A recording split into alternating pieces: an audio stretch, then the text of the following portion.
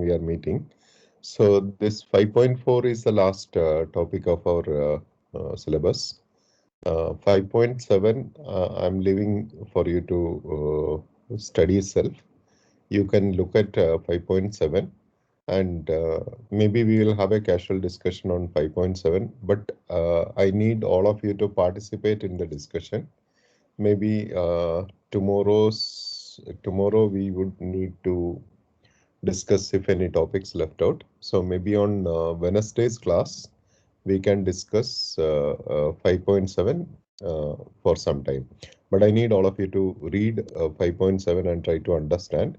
Then only discussion will make sense. Okay. 5.7 is a comprehensive of all what we have discussed in networking. So if you are able to properly explain what is 5.7, you have understood the networking class what we discussed so far, and also that is good enough to meet requirements for interviews. Okay, but you must know everything internally, that the theory part of what is happening behind the scene. So that is what 5.7 is. So let us start with 5.4 today. So 5.4 is basically discussing with respect to Ethernet protocol. Ethernet protocol is a protocol what you use in local area network, LAN. Okay. Um, between local delivery means between two computers in the LAN, it uses Ethernet protocol. An Ethernet protocol uses MAC address. So what is MAC address is what we are going to see now. So just before talking about MAC address, let's quickly recap IP address. IP address is a 32-bit IP address, 32-bit in binary. You represent it in decimal format separated by dots, 4 decimal numbers separated by dots. Okay. The number can vary from 0 to 255 in each number. Okay. So likewise, you have got 4 numbers in IP address. Okay. Whereas IPv6 is represented in hexadecimal number system. Hexadecimal number system. It is represented as 16 groups. Okay. Sorry, each group is 16 bits. That is 4 digit of hexadecimal number. So total 128 divided by 8 divided by 16. So you have some 8 groups. Am I right? 8 groups only, no? So that is how IPv6 is represented, and you will have full colon as a separator between the groups. Plus a group can be given 0 if all the elements in that, if all the digits are zeros in that group. And you can avoid consecutive zeros by representing an empty full colon. So these are all about IPv6 notations. Okay. So IPv4 and IPv6 notation, all of you must be thorough. Okay. Then next is MAC address. Media access control, MAC address. MAC address is known as a physical address. Why is it called physical address? Because to the NIC card, it has been hardware burnt. Okay, the address you cannot change it, but through software you can change it. That option is there in the computer.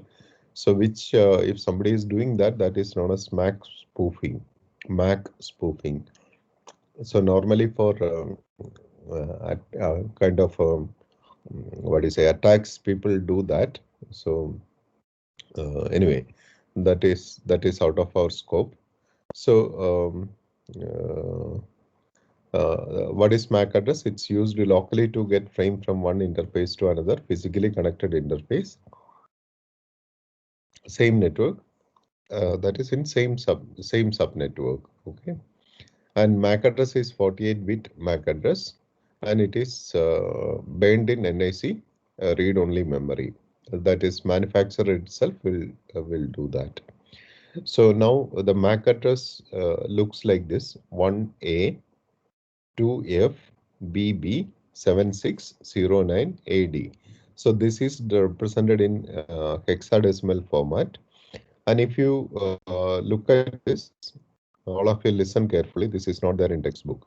If you look at this, the first three groups, the first three hexadecimal groups, that is total 8, 6, 16, that 24 out of 48, 24 bits are representing the company who manufactured this product, this NIC card.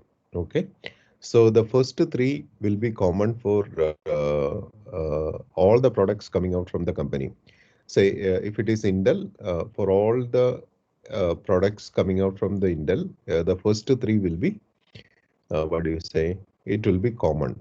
Okay, so if it is from Dell, the first three for Dell computers, it will be common. Okay, anywhere in the world, it will be common. And the next three digits, next three groups, next 3 bytes, it will be for unique identifier. Okay, this is in the company, this will not repeat. Okay, so now if you look at this as a combination, the MAC address will never repeat. Okay, once say suppose you look at HP company, one of the biggest manufacturer, or if you look at Cisco company, it's one of the biggest manufacturer.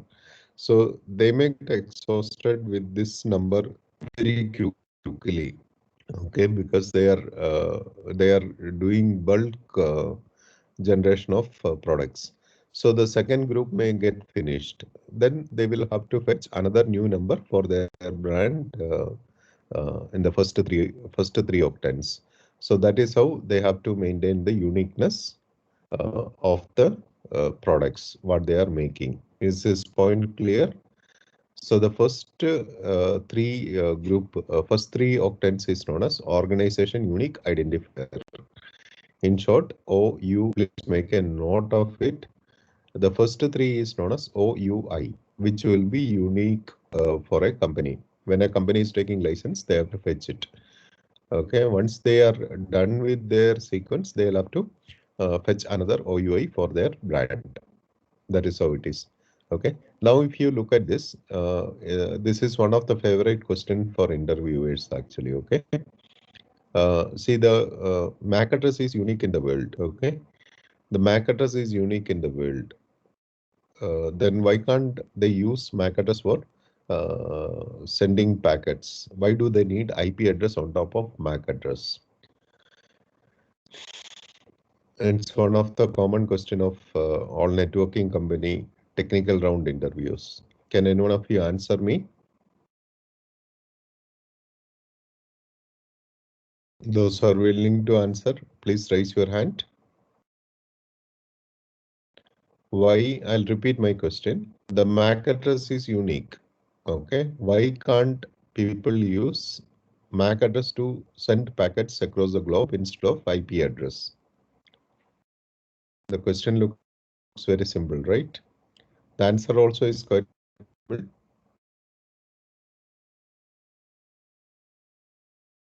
If anybody can answer, please raise your hand and then go ahead and answer.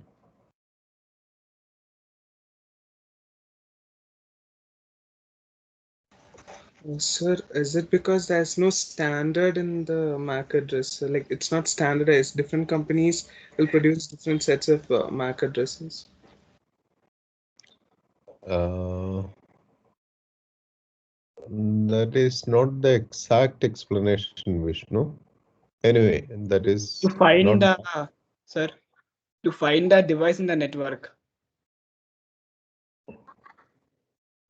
Sorry, so who is this? You please tell your name. I'm not able to identify who is speaking. Saket. Yeah, Saket, please tell me. To find the device in the network. Let's say I want to have a fixed IP for my device.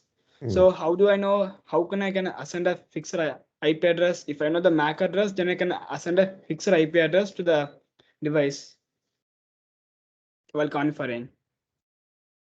No, my question is different. Why you cannot use MAC address for routing data network or routing data packets? Why do you need IP address? Anyway, Sir, MAC is unique, right? That is what my question is. sir, this situation we can form an analogy like MAC address is like a unique name every computer is having, but we in the network not just having a unique name, we cannot just directly send it to him.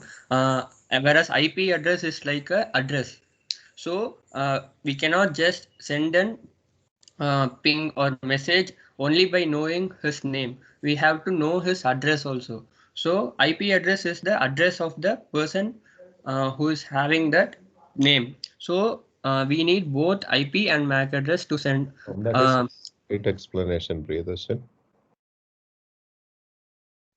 Sir. That's not right, actually. Okay. Anyone else wants to try?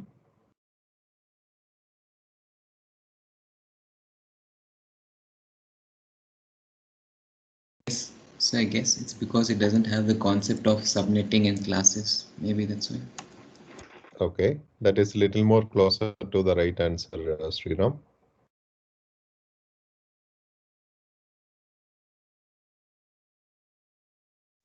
Okay, so let me answer. I think it will go on like, see, the first thing is when you are doing IP address, you just think with respect to router. Okay, now let us go out of LAN. We are talking with respect to wide area network or internet.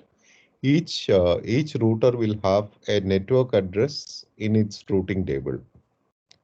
All of you remember that, right? So a network address will be there in the routing table. That means number of computers put together as a network, it will have a route in the routing table.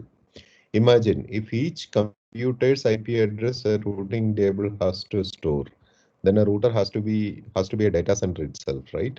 That won't be possible. So grouping is a requirement for routing table basically. Okay, so if you have so many entries in the routing table, first of all you need storage, second you need searching mechanism to find the route, etc., and then you have to route it. So imagine if you have MAC address as a routing table entry, can you have grouping possible? Because a Dell computer who is Dell computer being sold across the globe, so it cannot be grouped only for Amrita or only for Bangalore, etc. So it is being sold across the globe. Okay, so or an HP computer is being sold across the globe. So there is no grouping possible at any cost in any place. So that means routing table, you cannot have group entries. So a routing table entry is going to be huge, and routing updates between routers are going to be huge if you are using MAC address. All these things are not possible. Okay, that is why you are using IP address as an address for routing purpose. Am I made it clear to all of you?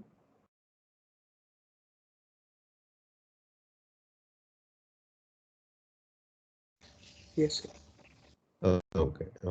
Please do remember that point, okay? Because it is one of the favorite interview question for people.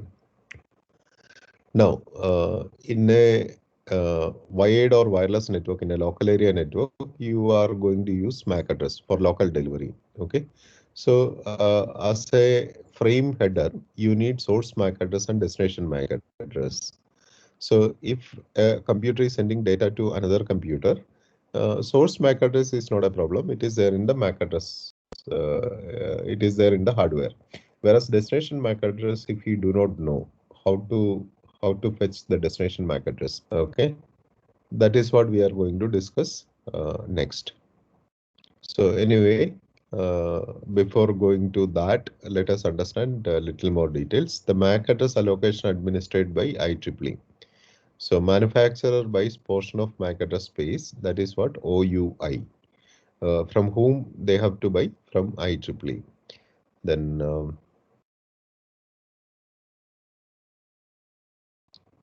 So MAC address, MAC flat address, it's slightly portable because LAN cards from one device to another device you can change.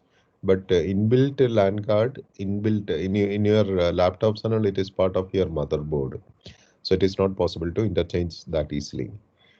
IP hierarchical address are not portable. IP addresses depends on IP subnet to which node is attached.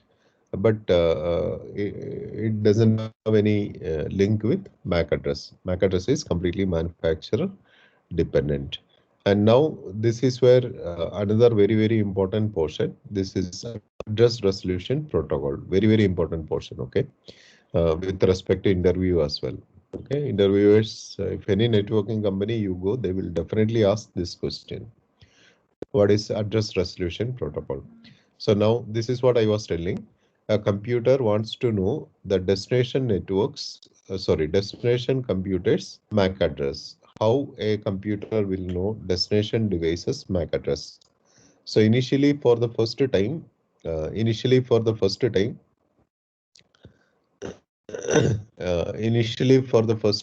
a computer, when it's communicating to a new device, a device, if it is communicating for the first time, definitely he will not be knowing the MAC address of the destination device.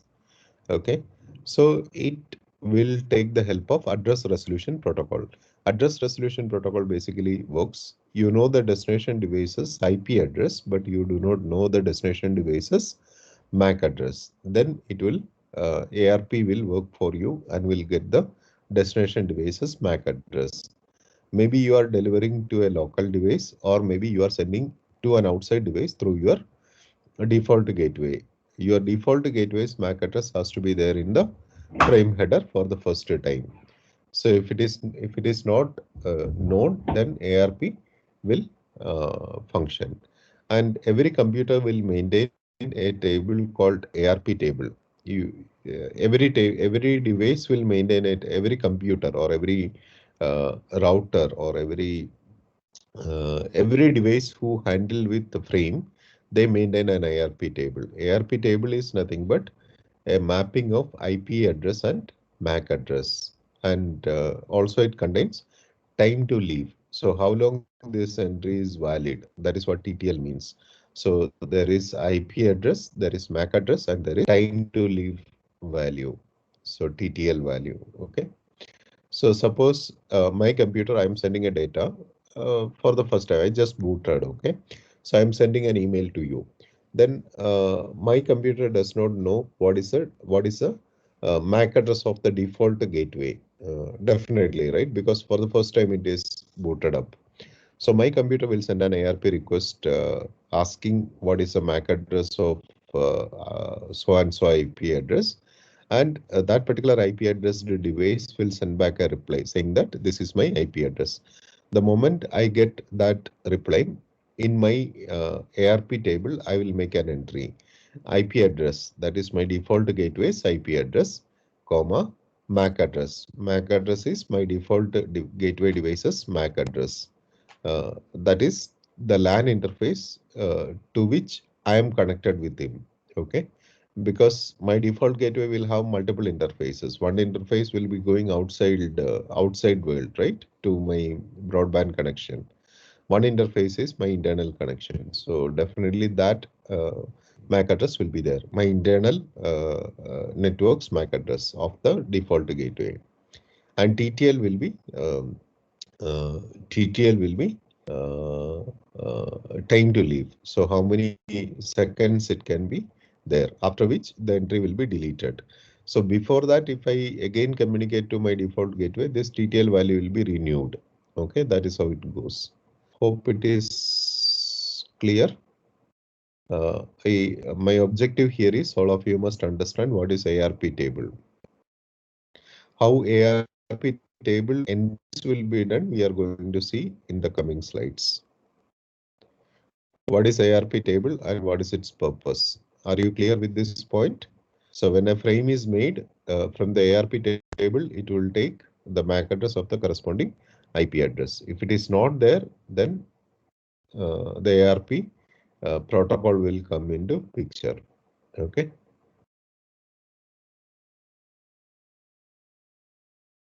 Okay. Now, how ARP protocol works in order to get an entry into an ARP table. Okay, so that is what we are going to discuss now. A wants to send a datagram to B. A is the source, B is the destination. Okay, so the situation is B's MAC address is not there in A's ARP table. Source computer does not have destination computer's MAC address. Now what will happen? Okay, your data is there in the in the form of packet. Now the packet cannot be proceeded or cannot be encapsulated into a frame because you don't know the destination MAC address. So the packet will be put up in the buffer. First task, packet will be put up in the buffer. Now second task is your packet is safe now in your buffer. Second task is a broadcast will be sent across from your computer. A broadcast ARP query packet will be sent across. The destination IP address will be B's IP address because you know the IP address, you do not know the MAC address. So layer 2 destination MAC address will be broadcast address FF, FF, FF, FF, FF, FF. And source MAC address will be A's MAC address. Okay, so source IP will be A's IP, destination IP will be B's IP, source MAC will be A's MAC, destination MAC will be broadcast MAC address. You must be very clear with this addressing, how it will be done. Okay, so it is a layer 2 broadcast, not a layer 3 broadcast. It will go as a layer 2 broadcast. It will go to all the devices because so it's a first time communicating, right, in the LAN. Okay, now any computer who receives it will accept this data because MAC address is broadcast address. Now we are not worried about other computers receiving it. B will receive it. When B is receiving, the MAC address is matching with his MAC address and it will be taken for processing. Now the moment B receives it, B's MAC address table will make an entry. Sorry, B's ARP table will make an entry. First of all, if A's entry is not there, if A is communicating for the first time, B is receiving this ARP request as a broadcast and B can make an entry in his ARP table. Now, we are not worried about that, what is happening there. So what B will do, B will make a reply. Okay. Now B will, where is it? Okay. Now B will make a reply and it will be going back to A, saying that this is my MAC address. The moment A receives the reply, he will make an entry in its ARP table and the parked data, the data which is kept in the buffer will be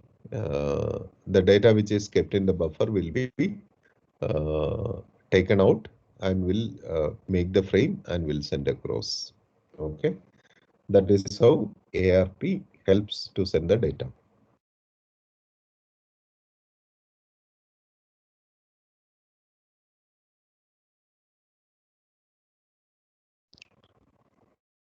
Okay, now let us try to understand this. We have 3 cases here to discuss. So let us see how this works. Okay. Before continuing, are you all clear with ARP? If any doubts, you can ask me now.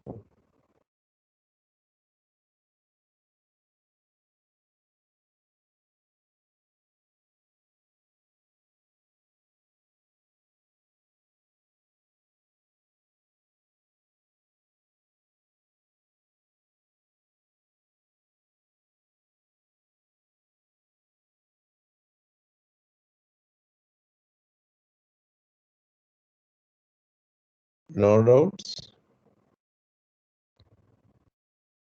It's one of the very important portion. Okay.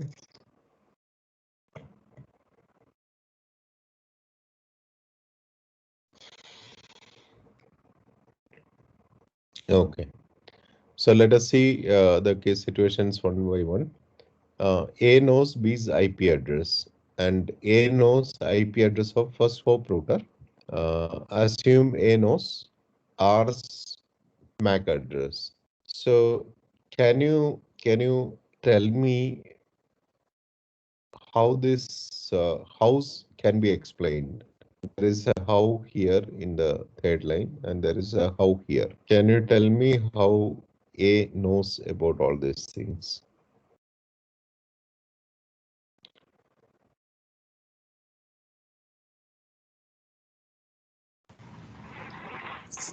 How we define gateway? Your voice is breaking. Can you please repeat?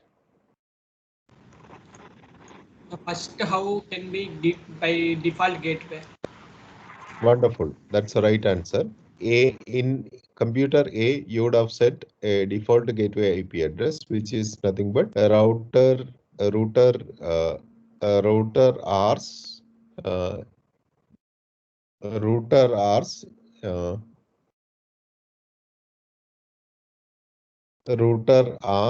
uh, this particular interface's IP address that is 111.111.110. You would have set as default gateway for computer A, a default gateway IP address. So that is how A knows about IP address of first hop router.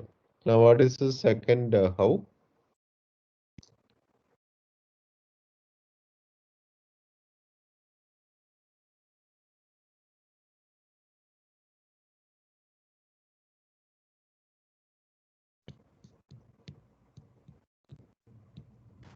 By using the ARP table IP map. Okay. See, A must be keeping an ARP table, and in the ARP table, the default gateway's MAC address will be there. And in case if he do not know the MAC address, the A computer will send an ARP request to know the MAC address of 111.111.110's MAC address. So for the first time when A is communicating to internet world or to any other network, A must get to know the MAC address. So once it is received, then it will be retained for till TTL value expires. So that is how the second how we could answer. So now let us try to understand this. IP destination is so and so, IP source is so and so. When the data is ready, the source MAC, destination MAC, if it is not known, then the problem starts. Okay. Once it comes here, now the source IP and destination IP will be retained the same, but source MAC and destination MAC will be changed when it's going out of the interface. Is this point very clear, guys?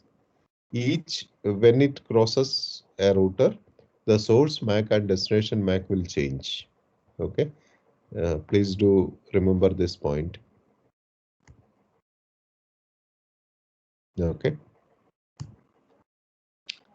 So that is all about addressing and ARP. Hope this point is very clear to all of you.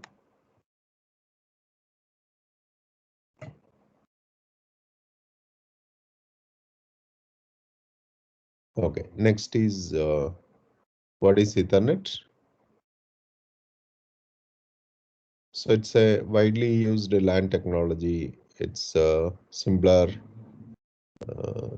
and it has got very high speed rate, 10 Mbps to 10 Gbps. If you are going for optical fiber, you have 10 Gbps speed available now.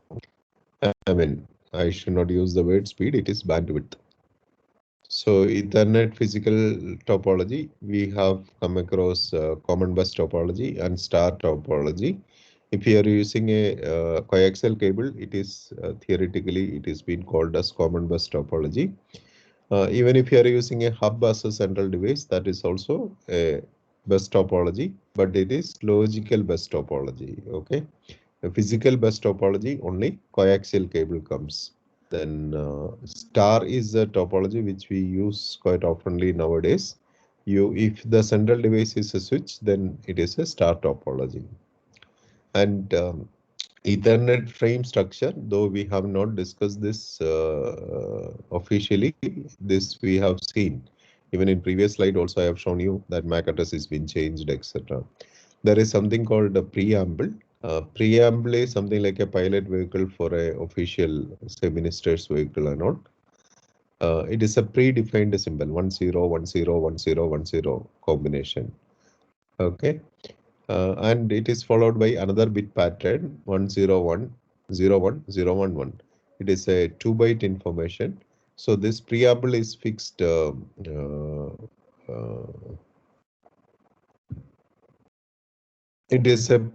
is a fixed one for any Ethernet. It is mentioned like this. Okay, if this preamble is changed when it's receiving, that means it is got collided. So to understand this kind of basic things, they use this preamble. And actually our data starts from destination address, source address.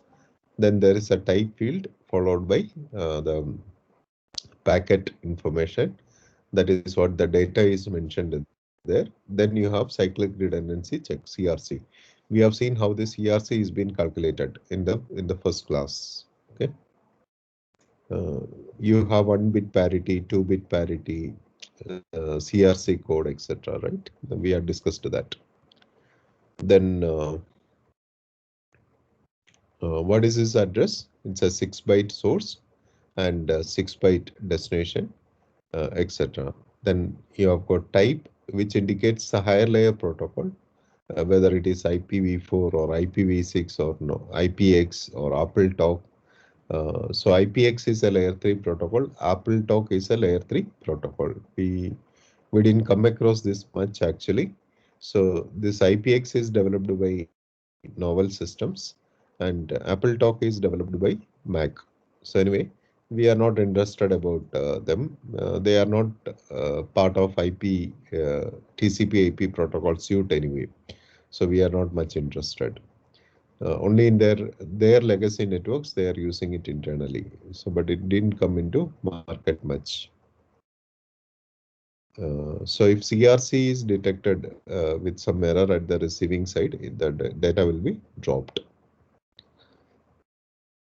Ethernet is unreliable and connectionless. Okay. So unreliable means there is no, what do you say, acknowledgement kind of business happening over there. That is why we call it as unreliable. And again, it's connectionless. Connectionless means there is no 3-way handshake kind of activities taking place. So it is connectionless, it is unreliable. Okay.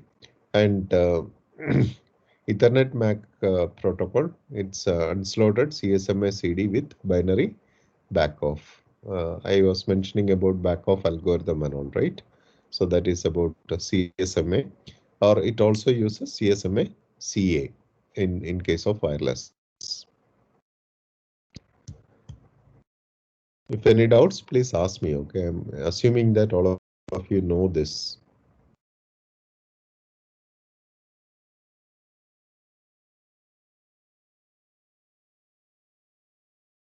Okay.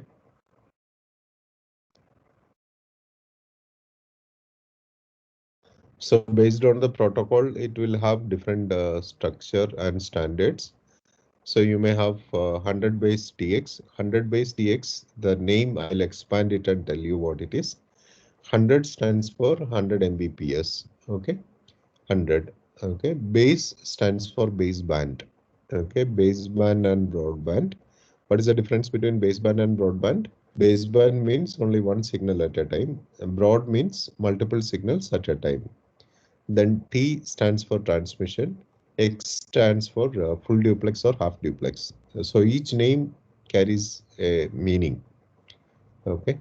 So T2 I do not know. I haven't come across. Even T4 I didn't come across. FX stands for optical fiber. Okay. F stands for optical fiber there. T stands for actually twisted pair here. Okay. not for transmission. T stands for twisted pair. I do not know everyone's expansion. This is not there in your textbook as such. Okay. Yes, SX is actually fiber physical. Fiber is the physical layer. Even FX also is fiber. BX is also fiber. Okay. T stands for twisted pair. I don't know what is this 2 and 4, etc. Those things. Okay. Now I think we can stop with this. Do you have any doubts as such?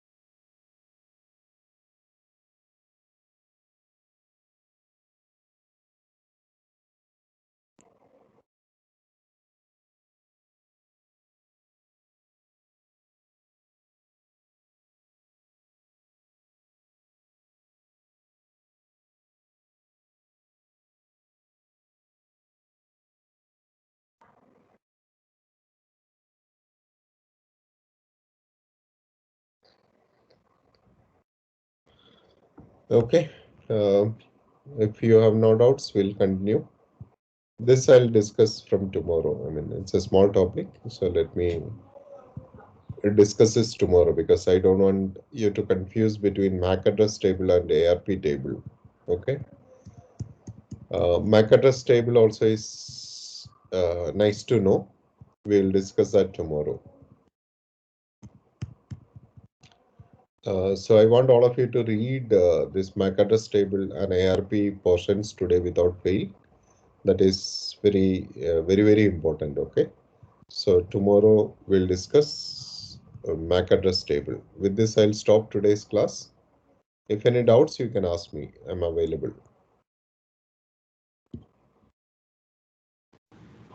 Thank you, sir.